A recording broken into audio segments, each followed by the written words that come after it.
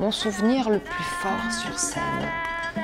Curieusement, en ce moment présent, me vient un moment où le noir total se fait sur scène et dans la salle, et juste où les voix des acteurs s'élèvent. J'ai trouvé ça très fort dans ce spectacle de Martinelli, Anne Oren, Détail.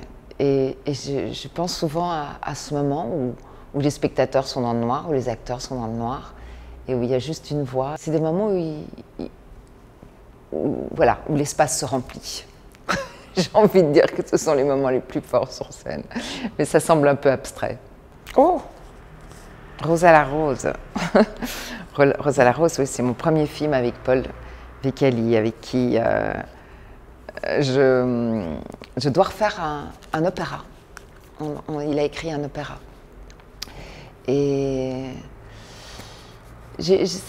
Paul, c'est étonnant, c'est la première fois que quelqu'un m'a fait confiance, où j'ai senti à quel point on me faisait confiance. C'est vrai que il avait une espèce de, je sais pas, de confiance absolue. Je ne pouvais pas le décevoir. Je trouvais que ça donne des ailes. Je trouve que c'était une leçon en même temps. Que je pense que, pas que dans notre métier, en général, quand on croit dans les gens, quand on n'est pas dans le doute perpétuel face à eux, à ce qu'ils peuvent faire, à leur démarche, c'est à ce moment-là que les gens apportent le meilleur d'eux-mêmes. Et je trouve ça valable pour tout, pour un enfant qui fait ses premiers pas dans la vie, un adolescent qui va vers son avenir. Je trouve que c'est important de croire en l'autre. Donc, Rosa la Rose, une révélation, oui, une révélation de ça, de cet échange qu'est la confiance réciproque. Mes origines, c'est vrai que je me sens d'ailleurs, c'est vrai que j'ai grandi ailleurs, mais c'est quand même ce pays-ci que j'ai adopté, qui m'a adopté, mais en même temps,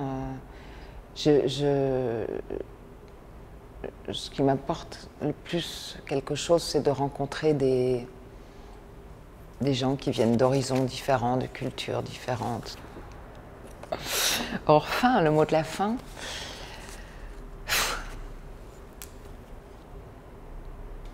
Franchement, la fin, je ne la vois pas du tout, moi.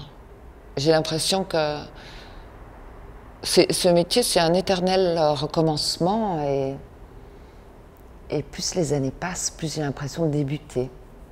Et c'est vrai que j'ai toujours le sentiment de me dire, mais qu'est-ce que je ferai plus tard?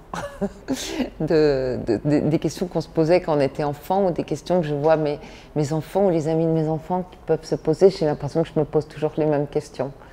Et la vie me paraît tellement longue, tellement pleine de recommencements et de possibles. Et c'est vrai que je trouve que ce métier, plus qu'un autre, nous donne le sentiment d'avancer dans une forme d'éternité, de chemin et de possible. Voilà, d'infini de possible. C'était mon mot de la fin.